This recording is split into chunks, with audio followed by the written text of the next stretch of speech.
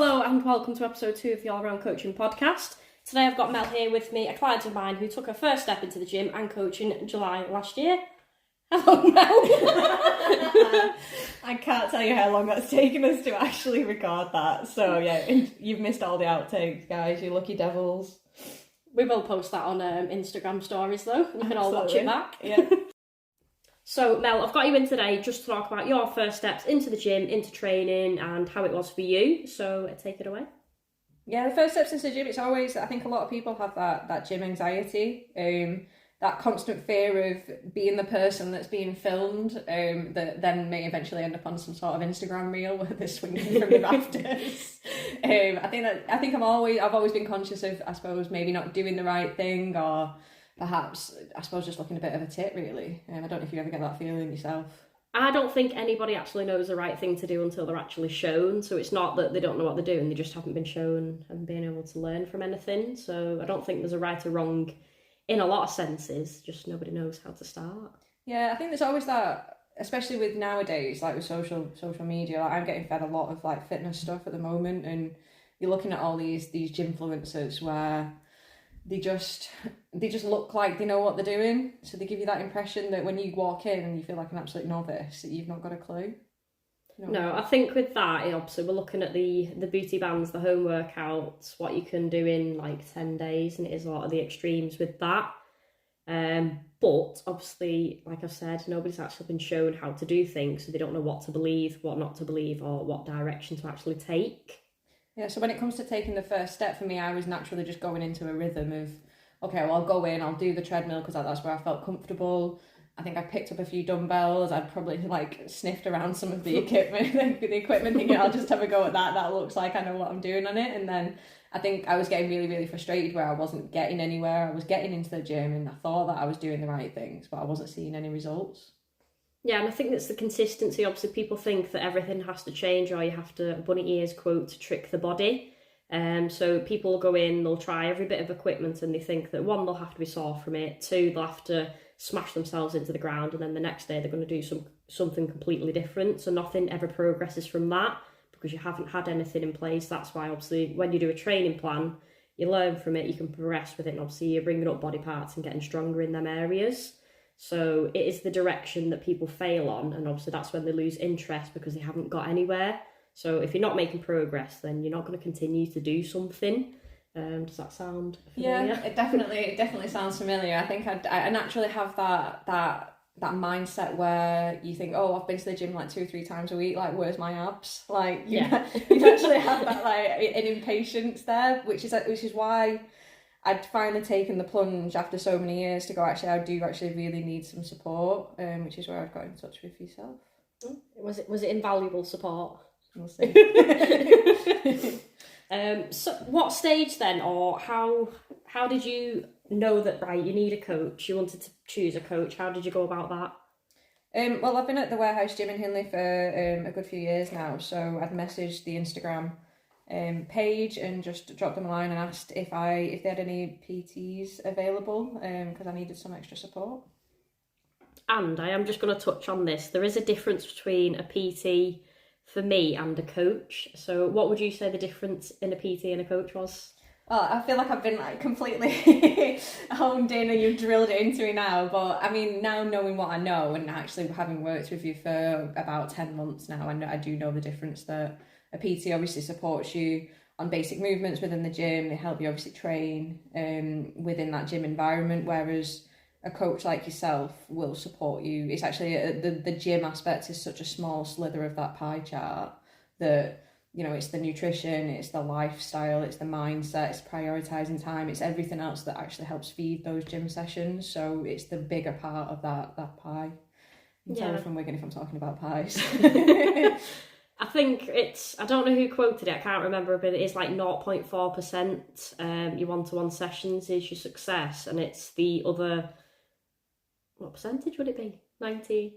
We'll say 99, it's the other 99%, so it's everything outside of that, what your coach is setting you, that's going to help you succeed, help you get to your goals. Not necessarily A to B, because obviously progress isn't just that linear line as much as we'd like it to be. So for me, having a PT, do you just want one-to-one sessions to learn some technique and form? that is absolutely fine. Or do you want a coach that's going to help you actually achieve and get to your goals rather than just spinning your wheels? So that is the difference for me. And obviously when you got in touch with me, I always have a consultation with someone. So how did you feel in that consultation? Absolutely shit myself. I just think because it was the first time that I'd really sat down and had someone have asked me questions about what I was looking for in my body and my physique and what I was looking to achieve in the grand scheme of things. And I think we had a really, really good conversation where you probably asked me questions that I wasn't expecting, things like my values and how I'm best motivated, and we talked around the carrot and the stick kind of thing, isn't it? I need a bit of both. I think I need the what the hell are you doing there, Mel? Like, let's get things sorted versus like, oh, actually you're doing a really good job. So, I think we talked around that. So obviously some people do need more of the carrot, some people do need more of the stick. I don't know if you agree, and you get more of a balance of that in those sessions. And then you'll always start, if someone's doing absolutely shit, then you need to tell them, but not in, well, I am quite direct, but not in such a direct approach. So it'll start with a positive, and then you've obviously got your negative in the middle, and then your positive at the end. You'll close it on that, and it's just to help guide someone out of that rather than saying, oh, you're doing well, if you're not, because then they're going to continue with them habits that aren't going to serve them over the long time. And obviously with you, what were your goals initially that you wanted to actually achieve? Well, I just got to a stage where I didn't feel like I was getting anywhere. So I think I think in the beginning I wanted more knowledge around how to move my body and what movements I needed to do to achieve. I mean, I came to you initially because with probably the typical female thing is that I wanted a flat stomach and a more toned booty. So, I think those. I think we have achieved that, and you're still with me. So what makes you continue as well? Because I've got the bug now. I think that for me, and I don't know if a lot of people are the same. You might be able to tell me otherwise, but I think a lot of people once they see that momentum going, they don't want to lose that momentum. So, for example, obviously you've got me on MyFitnessPal logging my foods. Like, I've logged my foods now for 165 days. I don't want to lose that day. Like. Wow. Do you know what I mean? It's you don't want to miss that spot. Like, once you start hitting those goals, like, you don't want to then slip. So it's gaining that momentum, and I think that's where I really needed your support. I needed someone to hold me accountable, to go, well, we've set you 3 sessions in the gym this week. Why have you only done 1, or why have you only done 2? Because in actual fact, that I think it's very, very much at the beginning, it felt like the hardest part was actually getting my gym gear on and getting to the gym. Once I was in that space, that was fine. That was the easy bit. It's the hardest bit is actually getting in your car and going to the gym. So having you accountable, knowing that you would be like, well, why haven't you done that? And I didn't have any real reason to say I didn't do that because of this reason. And it's those excuses that you give yourself when you're not in a mindset where you want to really achieve goals, is that you just kind of, oh, I'll just sit on the couch because I've had a long day at work, and that's where I was at. Excuses are easy to find though, and that's what everybody does. Like, I'll never buy the fact that nobody has got time. Like, we have all got time, it's just our prioritisation of that time. We can sit and watch Netflix. Honestly, guys, we've done so well up until this point. Yeah, but we can sit and watch Netflix, 3-4 hours, maybe more, some of us. But we're saying we've not got time to look after our health or go to the gym, get moving, go out for a walk. So I don't think that nobody's got time, and kids aren't an excuse either. Even though I'm not maternal and I haven't got any, kids aren't an excuse, because you want to be around longer for your kids and you want to show them what looking after your health looks like. And obviously I always say you're a product of your environment, so you want to show your kids what health is, get moving, and not just sitting in front of Netflix and eating pizza. Well, I think that's where I started to see the difference between what I initially thought a PT was versus obviously what a coach is, because I think more than anything it was the shift in mindset around. I was criminal for sitting on my phone at the end of the day for probably about an hour, whereas in actual fact I could have got out, and I wasn't getting out and actually in moving my body, whether that's getting steps in or whether that's going to the gym. Like, it's just reprioritising your time. And I think we'd obviously had a conversation early on about I like to work hard and play hard, so the drink thing was a big shift. Actually, I think the minute that we kind of cracked that, actually you don't need to go out and drink shitloads and get absolutely smashed every weekend. Yeah, I think that's when we started to see more of a difference. You can still enjoy life. Like, this is never saying you can't drink. It's a little bit about compromise, not sacrifice. So yes, you can go out, but if you've got goals, you can't expect to go out every weekend and get absolutely slaughtered and then wonder why you're not getting anywhere. So yes, you can have fun. You just have to factor that in over time, and obviously have your expectations, I always say, have to meet your actions as well. Yeah, I certainly got to a point where I think I wasn't particularly enjoying the drinking either. Like, you lose that day, so once your mind's prioritised on, actually I want to better myself rather than slob about on the couch. As much as Mackie's breakfast is absolutely delicious, like, you know, it's not the best thing for you, is it? So, and it's not a better use of your weekends when you're working all week. Losing that day, which is what you effectively do when you have a hangover, or I was anyway. It's not even just one day, is it? Because obviously alcohol stays in your system and you've got that 8-day anxiety, so kind of takes over your week, and then obviously it's harder to get yourself, quote, motivated to go to the gym. So I do believe that if you make a little bit of compromise, then you're going to get further in your goals. You don't have to give up life, but if you want to get somewhere, then compromise.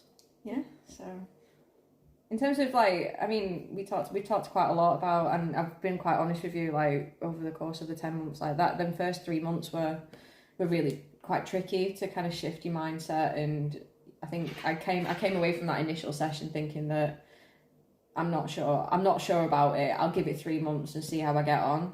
I don't know if you get that from other kind of clients as well. I always say with people, your first 3 months are probably the hardest, not to put anyone off, but obviously I'm coming in, I'm changing your habits, and probably shaking up the lifestyle that you've been used to for X amount of years. So I'm always honest to say your first 3 months are a little bit harder, but obviously after that 3 months, that's when you start to see the change, the habits kick in, and then obviously we build that momentum. So for me, having someone stay with me a minimum of 3 months, they're going to gain more from it from doing a month with me or two, having a few sessions and then just leaving. Obviously, for me, they've wasted that money on the sessions and not gained anything from it because they haven't been with me long enough to have that much of an impact. So that's why it's not like a buy-in to stay with me longer. I want people to actually achieve something from coaching and obviously have a positive effect on their life. See, the way that I kind of saw it, or from my experience anyway, was that I thought that initial 3 months, right, okay, it's 12 weeks, you know, we'll see where we get to. But after the first month, I quickly realised that, oh shit, it's actually going to take a lot longer than 3 months. Yeah. Because I think you're laying the foundations for a better lifestyle rather than just attaining a goal. You're laying the shift in mindset, aren't you? It's habit forming, and I think that, for me anyway, that first 3 months was habit forming. Like, we had a few kind of like loom charts, like after my sessions, like, Claire, I don't want to plan my meals in, I like spontaneity, like I don't want to know what I'm eating the next day. And you're like, well, just do a couple, like you can leave somewhere. And I think you obviously had to like work around me and like my mindset to try and get me to understand it. You still can be spontaneous, but I think if you make less decisions, it's easier. So imagine you've got a super busy day, you've got loads of stuff to do, you've got the kids, if you've got kids to take out, whichever, you've got work, and then you've also got to think about each meal that you want to have. So make it easier for yourself and already have the meals done and prepared. And then that's one less decision to make on what could be a stressful day. And actually, once I started to do that, you were right. Yeah. So I dig my heels in, but we eventually got there. Go figure. But no, you still can have flexibility. It isn't about giving up life and being an absolute robot. But I think people succeed more once they take a little bit of advice and don't resist it. Yeah, I think it's just that mindset though, is that you actually do know what you're talking about, so you've just got to trust you and I think go through the process. Not adding a time frame on it. Like your lifestyle is forever, like your health's forever. It's not, I'm going to get you to this point in 6 weeks or 6 months. You have to continue that, and it is forever. And that'll put people off, but that time's going to pass anyway. Yeah, so it's an interesting one, because especially when again, talking about the beginning, I think trying to hark back to July, August last year, like I think it's just reframing your mindset in terms of what you would be doing with that time, or how would you be spending that budget in the month, in terms of, because you naturally think, is it worth my time? Because I think naturally financial aspect is a big thing, because it is an investment in yourself, isn't it? And I think you know, we obviously had conversations around reframing that, is that what would you be spending that money on instead of this? Like it's investing in yourself, isn't it? I think people can spend the money how they want, but you can't expect to keep your health forever if you neglect it now. Like, it is going to catch up. So any investment in yourself, for me personally, will always pay off. It isn't to say that you can't enjoy life, but it's going to pay off in the long run. When you're a little old lady, you're not frail and immobilised, like you're still going to move, especially for women as well. So it isn't just, I've got to pay this amount for month for coaching and then not do anything else. You can still include other things. But it's seeing the value past the price, not just, that's why I'll never just give someone a price and then never speak to them. They have to know what it entails, what you get from it, and obviously what it's going to do for you in the long term. So you won't see the value until I think you actually start. It's really interesting that, because I think my initial goals were to look toned, look lean, look a little bit more athletic. Whereas now, and obviously I'm at a point where I feel like I'm at that place now. Obviously there's still a little bit more work, there's quite a bit more work to be done. But I think now I'm actually feel like I'm building for the next 30, 40 years. Like, I'm building for my better health. Like, I'm 32 now. I'm no spring chicken. But I'm building for a better lifestyle. Like, I don't want to be, I don't want to be inable when I'm older. No. And I think a lot of women, especially obviously when we enter menopause, like your bone density, if your body's not using anything or it's got no reason to keep it, it won't. And obviously your mortality rate's higher. If you have a fall and break your hip, you're likely, as sad as it sounds, to die in the next 2 to 3 years. Oh, what a nice thought. So don't neglect the resistance training. You won't get massive from it either. Obviously, it's going to protect you in the long run. Muscle tissue is important, and you're just going to look shit hot as well. So, bonus. Yeah. Is there anything else you'd like to add today, Mel, for our listeners? You put 50p in me and I'll keep going. So, I don't know. I think in terms of just general first steps, I think I was just pleasantly surprised by how much the health and fitness side of things. I've always had a really poor work-life balance. I'm a workaholic, and I'll openly admit so. But since having worked with yourself, and I think probably at the 6-month mark, really, where we started to see a lot more progress. Where things started to click into place, because I'd allowed myself to go past them 3 months. You start to see a difference. And in actual fact, I'm keen and I'm itching to get to the gym, which I never thought I would be, which is quite nice. And I think them incremental changes, them incremental goals, they make a massive difference. So I think my mindset certainly shifted from I want it all and I want it now to I'm actually excited to see the little changes and the little things happen. And what's been really nice is, we're part of we've got obviously the group now, and I think everyone's kind of building each other up and supporting each other. So I think that's a massive plus as well, being part of somebody else's journey and us all kind of going on that together. So now I'm just excited and I'm keen to get into the gym. So my life side of things is much more improved, because I'm dedicating myself that time, which whereas at one point I would have gone, oh no, I can't go to the gym because I'm so busy. Like, you naturally just either want to put it off or prioritise your time, or completely wrong. No, and I think a lot of people start, they're scared to start, they don't know what they're doing, and they'll procrastinate, and then they'll wait for that perfect time, but there is no perfect time to actually start. Time is going to pass anyway, so you might as well utilise it and create a better self in that time. Yeah, I think a lot of people expect it to kind of be able to hit the ground running, and it certainly wasn't the case for me, and I'm sure it's not the case for a lot of your clients. Like, it's not, the first steps are actually quite slow steps, I think. They're slow and they're difficult, but they're uncomfortable, and some people don't like getting uncomfortable, but once you step outside them comfort zones, that's when things start to change and you'll benefit from it anyway. I mean, obviously I'm clearly doing your podcast, so without blowing smoke up your ass, which I'm probably going to end up doing, is that's what you're there for, isn't it? To help support us and help to get us to that point. So, and the accountability is what you need, absolutely, because I think we've had conversations about my secret eating and all sorts of other habits that we tried to kind of straighten out and stuff. So that's the benefit and the value of obviously having a coach, that you're not just doing it on your own. You've got someone to hold you accountable to and help you get through those first few steps and obviously beyond. Yeah, I think the outside support, not to sound, well, I have a coach as well actually, it's invaluable. It's not having a session and off you go on your own little adventure to do what you want and then have no clear direction on where to go or what to do outside of the gym. Because obviously 1 hour with a PT isn't going to change your life. It's everything they do outside of that and the hours they put in to the service to actually help you get to your goal that's going to make them changes. I'm going to flip the question round on you. Oh. How did you feel like when you started? Because you've had coaches over a number of years. Like, how did you feel when you first started using a coach? I had a PT, I'll say a PT first, and it was have a session with them, but it was a made up session. There was no plans to follow outside of it, so I'd always make a session up outside of that. A meal plan was a portion of chicken, a cup of rice, a cup of veg. Old fish and a rice cake. Yeah. Don't eat carbs, and then copious amounts of fat burners or carb blockers, because apparently I was carb sensitive. I wasn't, I just ate too much. But I've had PTs, and then it was 2019 I officially started with a coach, and that was the turning point of what a coach actually is versus a PT. And you actually achieve your goals because someone's looking after you, but they're telling you how to change things and the reason behind why they're changing it, not just change this because you need to. So it's a little bit of depth and the education around that as well. Did you have a similar experience in terms of that first few months? Yeah, I mean, even now if I go to a new gym, I get gym anxiety, or if I start with a new coach, like, it is scary because it's something that you're not used to. So everybody still gets it, it doesn't leave you. And I think nerves are good. It shows that you care, like, you give a shit. Like, if you went in everywhere like la la la la la, like, you have to actually give a shit. Like, nerves for me are good. I mean, we all procrastinate. It's took us 52 takes to do this podcast. But if someone's going to gain, like, one person takes away from this, then for me that's invaluable.